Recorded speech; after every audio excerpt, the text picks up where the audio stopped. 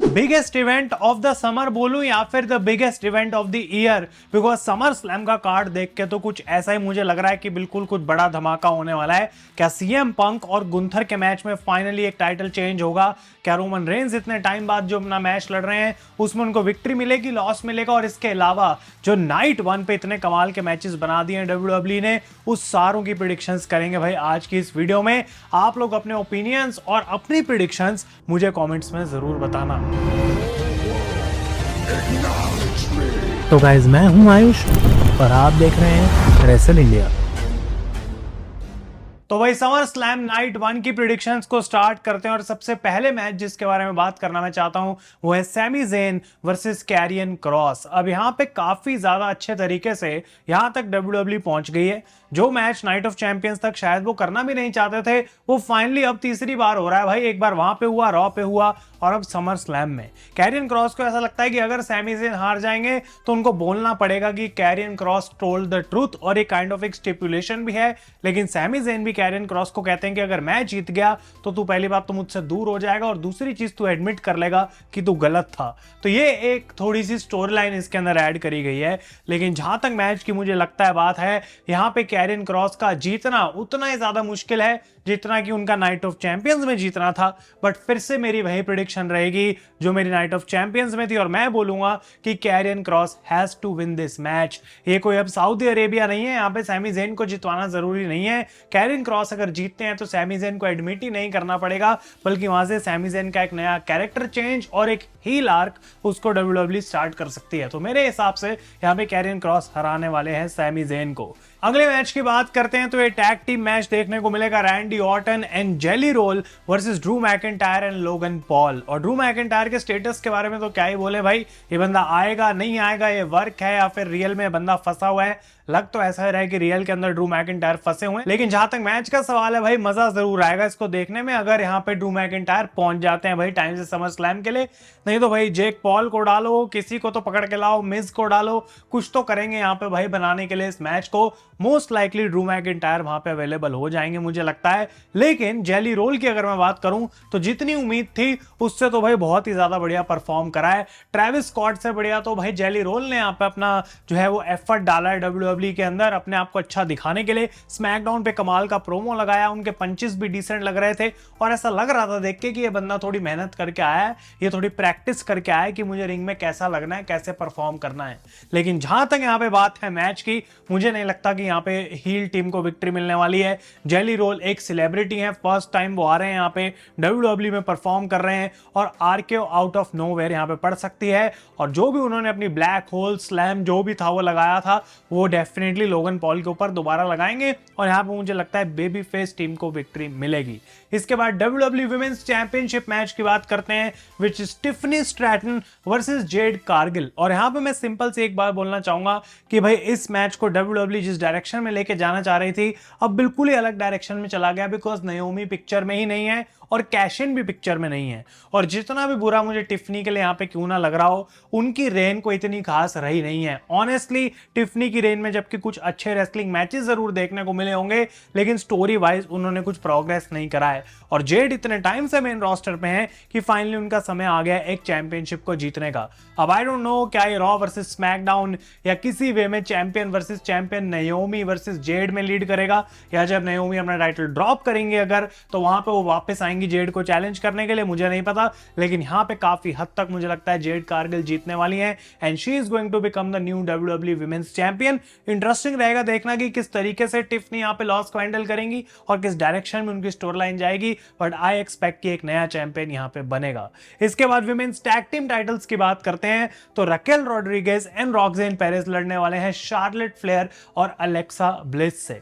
मुझे लगता है कि ये सिंगल सबसे बड़ा इंपॉर्टेंट इवेंट होने वाला है जब तक जजमेंट डे की अगर हम बात करते रहेंगे, बिकॉज जितने अलग अलग मैचेस के अंदर यहाँ पे जजमेंट डे के आपको सुपरस्टार्स देखने को मिलेंगे, कुछ ना कुछ वहां पे होने वाला है। कल आएगी नाइट 2 की प्रेडिक्शंस, जहां पे डोमिनिक के मैच की हम बात करेंगे, लेकिन यहां मुझे लगता है कि लिव मॉर्गन का रिटर्न होने के काफी चांसेस हैं। अब ऑब्वियसली वो इंजर्ड हो गई थी, अनफॉर्चुनेटली वो एवोल्यूशन से बाहर हो गई थी और परफेक्टली रॉक्सेन पेरिस स्टोरी लाइन के अंदर प्ले हो गई, बिकॉज ना ही सिर्फ उन्होंने लिव की जगह भी ली, बल्कि उसके अलावा उन्होंने काफी अच्छे मैचेस भी दिए हैं। इनफैक्ट लोग तो ये बोल रहे हैं कि रकेल और रॉक्सेन जो है वो बेटर टीम है इन टर्म्स ऑफ रेसलिंग, अगर हम रॉक्सेन और लिव से कंपेयर करें। लेकिन इस मैच में मुझे लगता है कि डब्ल्यूडब्ल्यू एक गैम्बल करने वाली है, और वो है एक टाइटल चेंज। अब कल की वीडियो में आपको पूरा बताऊंगा कि क्या मेरे थॉट्स हैं जजमेंट डे के ऊपर, लेकिन मुझे लगता है कि यहाँ पे लिव मॉर्गन का रिटर्न हमें देखने को मिल सकता है, और उस चक्कर में या तो वो हेल्प करेंगी रिटेन करने के लिए टाइटल्स को, लेकिन अगर डब्ल्यूडब्ल्यू चाहे तो यहाँ पे शार्लेट और अलेक्सा का जो मोमेंटम है एज अ टैग टीम, उसको कंटिन्यू भी करा जा सकता है। बिकॉज अगर वो चैंपियन बनते हैं तो स्टोरी लाइन में शार्लेट अलेक्सा को अपना दोस्त भी मान लेंगी, और वहां से वो फिर आगे चैंपियनशिप्स को कैरी कर सकते हैं। मे बी ये चीज अभी ज्यादा अच्छी लग रही है बिकॉज उनकी चेस चल रही है टुवर्ड्स द चैंपियनशिप। क्या इतनी जल्दी चैंपियन बनेंगे या नहीं मुझे नहीं पता, लेकिन जहां तक बात है इस मैच की प्रेडिक्शंस की, मुझे लगता है कि अलेक्सा और शार्लेट जीत सकते हैं यहाँ पे, और लिव मॉर्गन वापस आएंगी, कॉस्ट करेंगी रॉक्सेन को, क्योंकि उनको ऐसा लगेगा कि भाई मैं जब गई थी तो एक्चुअली मैं कभी चैंपियनशिप्स हारी नहीं हूं, यहाँ पे हमेशा से रॉक्सेन मेरी जगह लेके अपने आप को चैंपियन मानने लगी है। ये डायरेक्शन डेफिनेटली रह सकती है, जहां से फिर लिव वापस अपनी जगह बनाने की या तो कोशिश करेंगी जजमेंट डे में, या फिर उनका खुद का एक बेबी फेस टर्न भी स्टार्ट हो सकता है। इंटरेस्टिंग रहेगा देखना, इसको मैं लिंक करूंगा कल नाइट 2 वाली जो प्रेडिक्शंस वीडियो आएगी, मैं बार बार उसको बोल रहा हूं, तो जजमेंट डे के अराउंड ये डेफिनेटली एक बड़ा इवेंट हो सकता है समर स्लैम। लेकिन नए चैंपियंस मैं प्रिडिक्ट करूंगा in Charlotte and Alexa bliss. इसके बाद बात करते हैं जो कि शायद इस पूरे शो का ओपनर होगा या तो सेमी मेन इवेंट होगा। डब्ल्यूडब्ल्यू के पास काफी सारे अच्छे मैचेस हैं, लेकिन नाइट 2 का कार्ड बहुत heavy as compared to night 1, और इसी वजह से इस मैच को नाइट 1 में डाला गया है। Roman Reigns and Jey Uso versus Bron Breakker and Bronson read.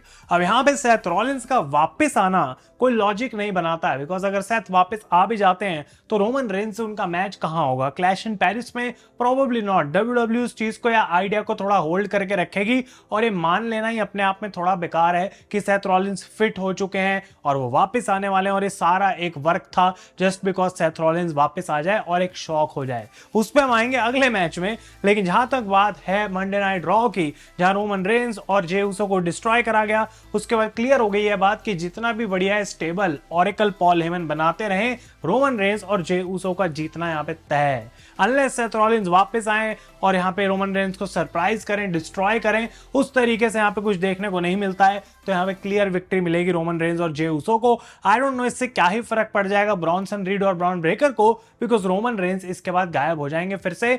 तो ये एक ऐसा मैच है जो कि बहुत हाई स्टेक्स पे नहीं है अनलेस सेथ रॉलिंस वापस आ जाएं, और अगर सेथ रॉलिंस वापस आते भी हैं तो मैं नहीं चाहूंगा कि वो इस मैच के अंदर वापस आए, बिकॉज अब हम बात करते हैं मेन इवेंट की, which is for the world heavyweight championship, Gunther versus CM Punk. भाई देखो, ये ऐसा एक मैच बना दिया डब्ल्यूडब्ल्यू ने जिसके लिए कोशिश काफी करी गई है कि एक बिग मैच फील ये लगे, लेकिन उतना लगा नहीं है अगर मैं सच आपको बताऊं पिछले कुछ हफ्तों से।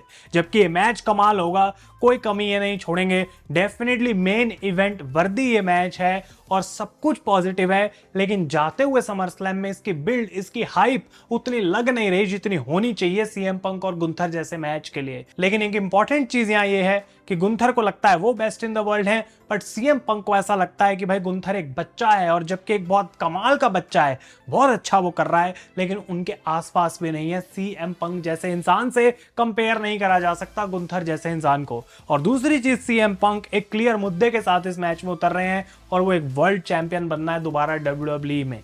तो मुझे लगता है कि यहाँ पे सीएम पंक गुंथर को अगर हराएं तो वो सबसे ज्यादा बेस्ट आउटकम हो सकता है। गुंथर को रिसेंटली चैंपियन बनाया गया था, जे को उन्होंने हरा दिया था इस मैच को सेटअप करने के लिए, बिकॉज शायद डब्ल्यूडब्ल्यू सीएम पंक वर्सेस जे उसो करना नहीं चाहती थी, और वो baby face versus baby face हो जाता, उनको एक हील की जरूरत थी। गुंथर को यहाँ पे ट्रांजिशनल चैंपियन बनाया गया, और अब सीएम पंक मुझे लगता है फाइनली इस क्राउन को जो है वो जीत जाएंगे, and he will become the new WWE world heavyweight champion. Gunther का क्या होगा इसके बाद आई डोंट नो, लेकिन सिर्फ एक इकलौती चीज जो इस पूरी समर स्लैम नाइट 1 को ऐसे पॉइंट पे खत्म कर सकती है, that is heist of the century 2.0। और ये है मेरा खुद का अंदर का रेसलिंग का फैन जो बाहर आ रहा है और आप लोगों को ऐसे बोलेगा कि भाई ये भी हो सकता है, वो भी हो सकता है।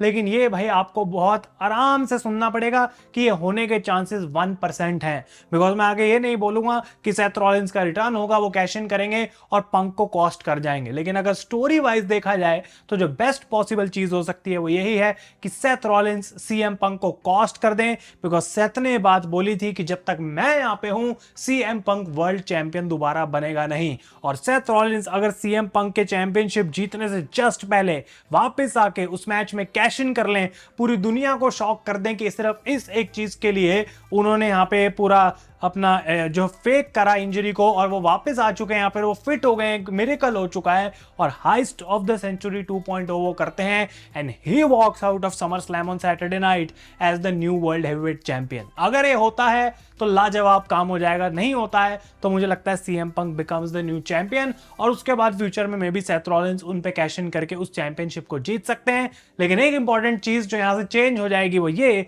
कि जो major story line Seth Rollins versus Roman Reigns की चल रही थी उसका क्या हो जाएगा यहाँ पे काम, वो तो खराब ही हो गई पूरी स्टोरी लाइन। और स्पेशली क्योंकि अभी रोमन सेथ के ही स्टेबल से लड़ रहे हैं तो मुझे नहीं लगता कि यहाँ पे कोई भी कैश इन का चांस बनता है। आप लोग अपने ओपिनियंस मुझे जरूर बताएं नीचे कमेंट्स में। नाइट 2 के प्रेडिक्शंस वीडियो के लिए स्टे ट्यून्ड रहें बिकॉज वहां पे तो भाई तबाही बड़े बड़े मैचेस बना दिए हैं तो वो और भी इंटरेस्टिंग होने वाला है। तब तक के लिए thank you so much for watching. मैं हूं आयुष और आप देख रहे हैं रेसल इंडिया।